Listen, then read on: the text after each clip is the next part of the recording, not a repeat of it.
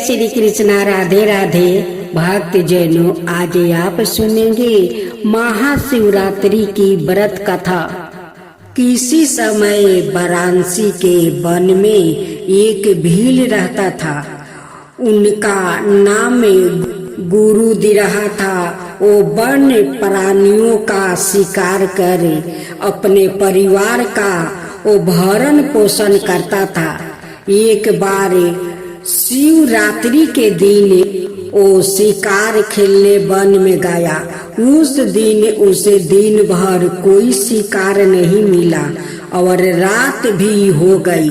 तभी उसे वन में एक झील दिखाई दी।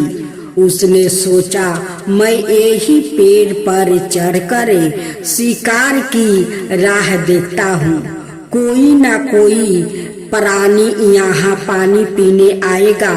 यह सोचकर वो पानी का पात्रा भर कर बेल वृक्ष पर चढ़ गया। उस वृक्ष के नीचे शिवलिंग स्थापित था। थोड़ी देर बाद वहाँ एक हिरनी आई।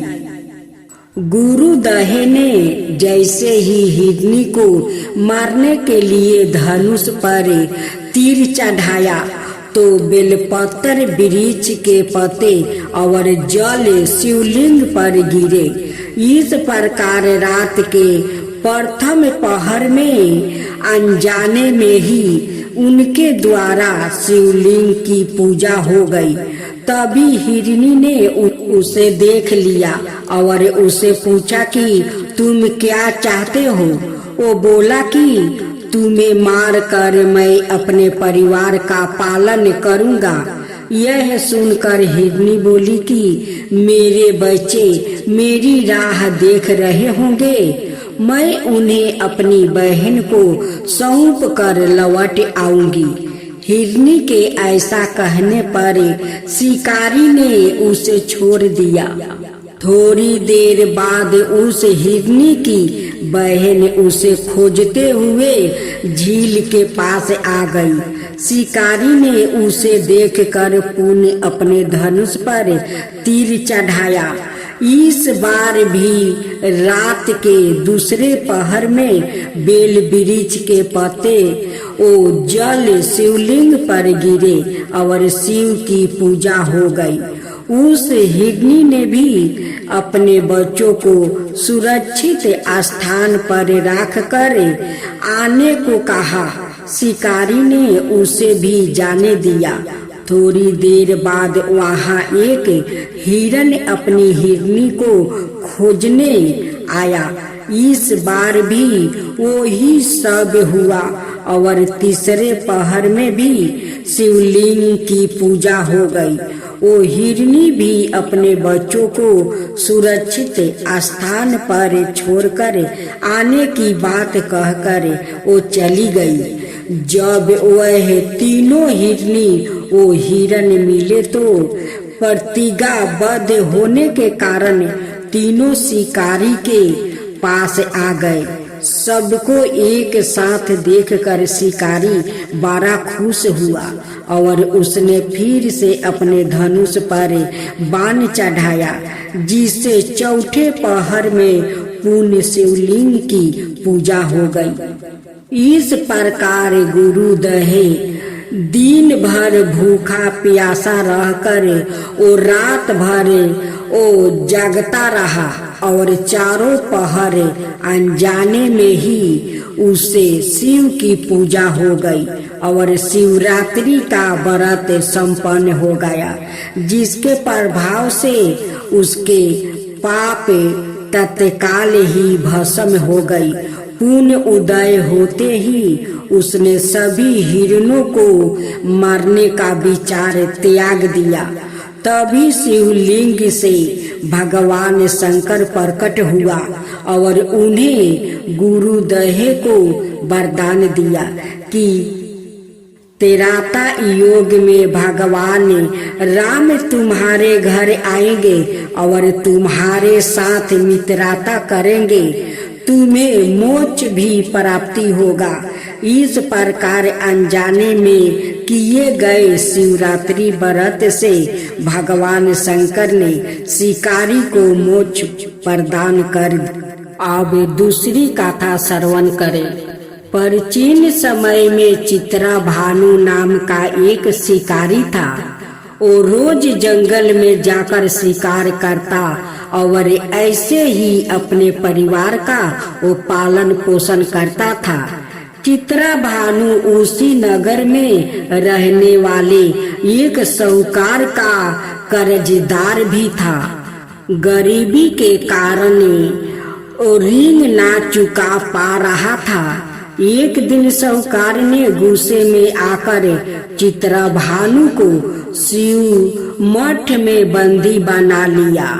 संयोग से उसी दिन मासिक शिवरात्रि थी।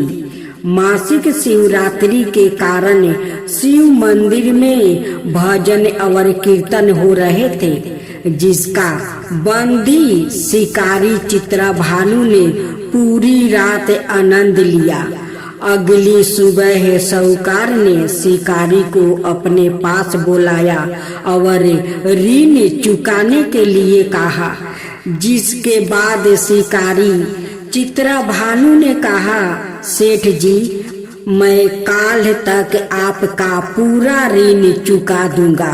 शिकारी के वचन को सुनकर सेठ जी ने उसे छोड़ सेठ से आजाद होकर शिकारी शिकार के लिए जंगल में गया, किंतु पूरी रात बंदी गिरहे में भूख प्यास होने के कारण वो थक गया था और शिकारी के खोज में जंगल में बहुत दूर आ चुका था, जहाँ से उसे लौटने में सूर्यास्त होने लगा।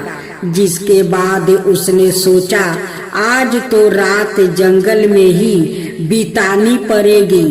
ऊपर से उसे कोई शिकार भी नहीं मिला था जिसे वो बेचे और वो सेठ जी का ऋण चुकता कर सके।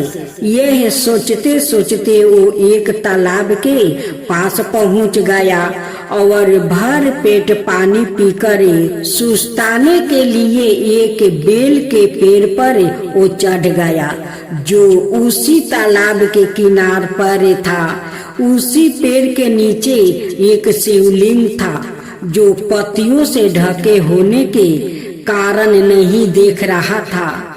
कर्ज चुकाने और परिवार के लिए खाना लाने की चिंता में बिल्कुल शिकारी चित्रभानु पेड़ पर बैठे बैठे बेलपत्र को तोड़ तोड़ कर नीचे गिराए जा रहा था। संजोग बस वो सभी बेलपत्र भगवान शिवलिंग पर ही गिर रहा था। शिकारी चित्रभानु रात्रि से लेकर पूरे दिन भूखा प्यासा था, जिसके कारण उसका मासिक शिवरात्रि का व्रत हो गया। कुछ समय बाद उस तालाब पर पानी पीने के लिए एक गर्भिणी हिरनी आई और पानी पीने लगी। हिरनी को देखकर शिकारी चित्रभानु ने अपने धनुष पर तीर चढ़ा लिया और छोड़ने लगा। तभी गर्भवती हिरनी बोली, रुक जाओ, मुझे मत मारो, मैं गर्भवती हूँ और तुम एक साथ दो जीवों की हत्या नहीं कर सकते, परंतु मैंने जल्दी ही प्रसव करूंगी, जिसके बाद मैं तुम्हारे पास आ जाऊंगी, तब तुम मेरा शिकार कर लेना। उसी हिरनी की बात सुनकर चित्रभानु ने अपने धनुष को नीचे कर लिया और हिरनी झाड़ियों में लुप्त हो गई। इस दौरान जब शिकारी ने अपने धनुष की परचंचा चढ़ाई और ढीली करी तो कुछ बेलपत्र टूटकर शिवलिंग के ऊपर गिर गया, जिसके कारण शिकारी के हाथों से प्रथम पहर की पूजा भी हो गई। और कुछ समय बाद दूसरी हिरनी झरियों से निकली, जिसे देखकर शिकारी के खुशी का ठिकाना ही नहीं रहा। चित्रभानु ने उस हिरनी का शिकार करने के लिए फिर से धनुष उठाया और तीर छोड़ने लगा। तभी हिरनी बोली, हे शिकारी, आप मुझे मत मारो, मैं अभी ऋतु से निकली हूँ और अपने पति से बिछड़ गई हूँ। उसी को ढूंढती हुई मैं यहाँ तक आ पहुँची हूँ। मैं अपने पति से भेंट कर लूं, उसके बाद तुम मेरा शिकार कर लेना। यह कहकर वो हिरनी वहां से चली गई। इस दौरान शिकारी चित्रभानु 2 बार अपना शिकार खो दिया था, जिससे वो और चिंता में पड़ गया। उसे सेठ जी का ऋण चुकाने की चिंता हो रही थी। जब शिकारी ने दूसरी बार हिरनी का शिकार करने के लिए धनुष पर चंचा चढ़ाई तो फिर से कुछ बेलपत्र धनुष के टकराने के कारण टूटकर शिवलिंग के ऊपर गिर गया। ऐसे में पूजा का दूसरा पहर भी संपन्न हो गया। ऐसे में अर्धरात्रि बीत गई। कुछ समय बाद एक हिरनी अपने बच्चों के साथ तालाब पर पानी पीने के लिए आई। इस बार चित्रभानु ने बिना देर किए धनुष पर चंचा चढ़ाई और तीर को छोड़ने लगा। तभी वहाँ हिरनी बोली, हे शिकारी, आप मुझे अभी मत मारो, यदि मैं मर गई तो मेरे बच्चे अनाथ हो जाएंगे। मैं इन बच्चों को इनके पिता के पास छोड़ आऊं, जिसके बाद तुम मेरा शिकार कर लेना। उसी हिरनी की बात सुनकर शिकारी चित्रभानु जोर से हंसने लगा और कहा, सामने आए शिकार को कैसे छोड़ सकता हूँ? मैं इतनी भी मूर्ख नहीं हूँ। 2 बार मैंने अपना शिकार खो दिया है, अब तीसरी बार नहीं खोना चाहता। शिकारी की बात सुन हिरनी बोली, हे शिकारी, जिस प्रकार तुम्हें अपने बच्चों की चिंता सता रही है, उसी प्रकार मुझे अपने बच्चों की चिंता हो रही है। मैं इन्हें इनके पिता के पास छोड़कर वापस आ जाऊंगी, जिसके बाद तुम मेरा शिकार कर लेना। मेरा विश्वास करो। हिरनी की बात सुनकर शिकारी को याद आ गई और उसे जाने दिया। इसी प्रकार शिकारी के हाथों तीसरे पहर की पूजा भी हो गई। कुछ समय बाद मिर्ग वहाँ पर आया। उसे देखकर चित्रभानु ने फिर से अपना तीर धनुष उठाया और शिकारी की ओर छोड़ने लगा। तभी मिर्ग ने बिन मारता से बोला, हे शिकारी, यदि तुमने मेरे तीनों पत्नियों और छोटे बच्चों को मार दिया है तो मुझे भी मार दो, क्योंकि उनके बिना मेरा इस दुनिया में कोई नहीं है। यदि तुमने उनका नहीं मारा है तो मुझे भी जाने दो, क्योंकि मैं उन तीनों हिरनियों का पति हूँ और वो मेरी ही तलाश कर रही है। यदि मैं उन्हें नहीं मिला तो वो सभी मर जाएंगे। मैं उन सभी से मिलने के बाद तुम्हारे पास आ जाऊंगा, जिसके बाद तुम मेरा शिकार कर सकते हो। उस मिर्ग की बात सुनकर शिकारी को पूरी रात का घटना चक्कर समझ आ गया। मिर्ग ने शिकारी को कहा, मेरी तीनों पत्नियां जिस प्रकार परण करके गई है, उसी प्रकार वो वापस आ जाएगी, क्योंकि वो तीनों अपने वचन की पक्की है। और यदि मेरी मृत्यु हो गई तो वो तीनों अपने धर्म का पालन नहीं करेगी। मैं अपने पूरे परिवार के साथ शीघ्र ही तुम्हारे सामने आ जाऊंगा। कृपा करके अभी मुझे जाने दो।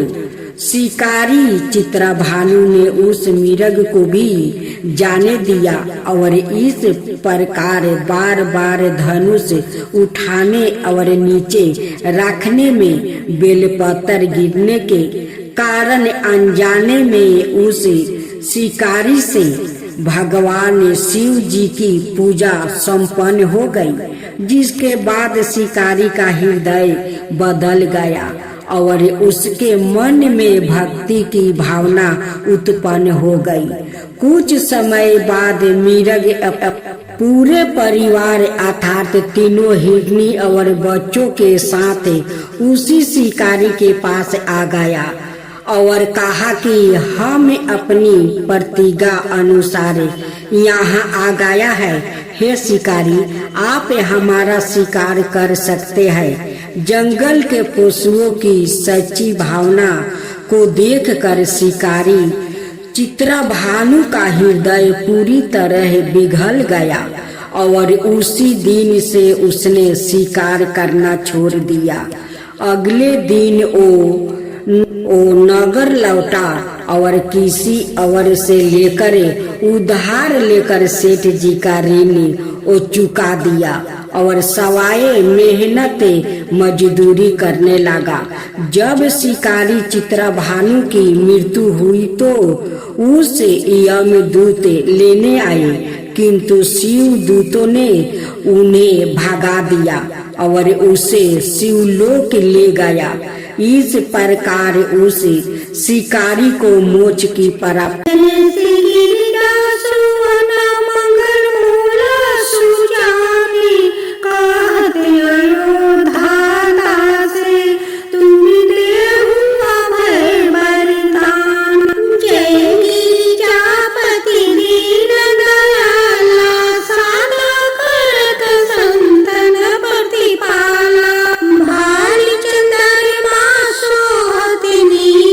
कानन कुंडल नाग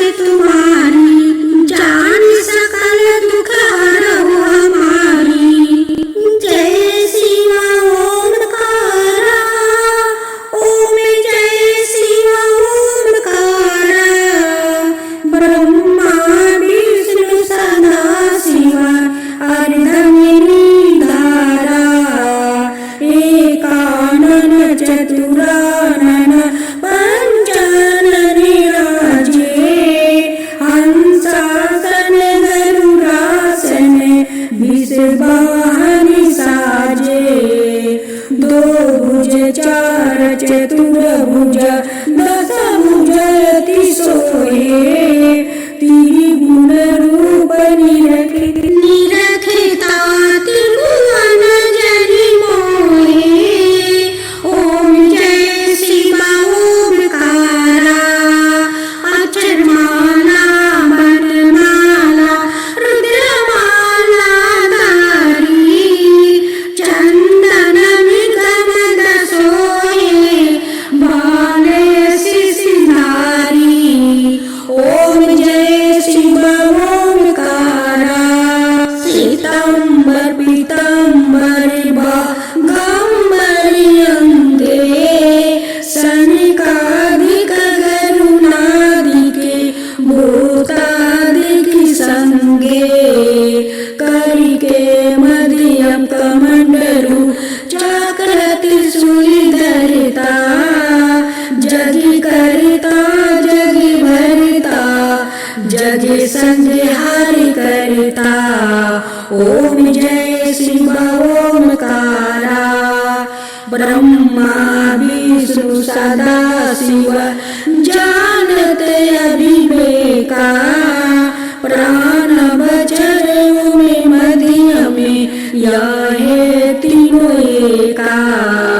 काशी में विश्वनाथ विराजते नंद ब्रह्मचारी नित उठी भोग लगावते महिमायति भारी। ओम जय शिव ओमकारा त्रिगुण शिव जी के आरती जो कोई नरि गावे शिव जो कोई नरि गावे कहत शिवानंद स्वामी मन भजत शिवानंद स्वामी मन वांछित फल पावे। ओम जय शिव ओमकारा। ओम जय गणेश देवा माता जगती पार्वती पिता महादेवा एक दंत दयावंत चारि भुजधारी माथे सिंदूर सोहे मूस की सवारी। जय गणेश देवा माता जगती पार्वती पिता महादेवा पान चढ़े फूल चढ़े और चढ़े मेवा लड्डुअन का भोग लगे संत करे सेवा। जय गणेश देवा माता जगती पार्वती पिता महादेवा अंधन को आकृति कोरियन को काया बाजिन को पुत्र दे निर्धन को माया। जय गणेश देवा माता जगती पार्वती पिता महादेवा सूर्य शाम शरण्य सफल की जो सेवा माता जगती पार्वती पिता महादेवा। जय गणेश देवा माता जगती पार्वती पिता महादेवा दीनन की लाज रखो सूर सुतिकारी कमना को पूर्ण करो जाओ बलिहारी। जय गणेश देवा माता जगती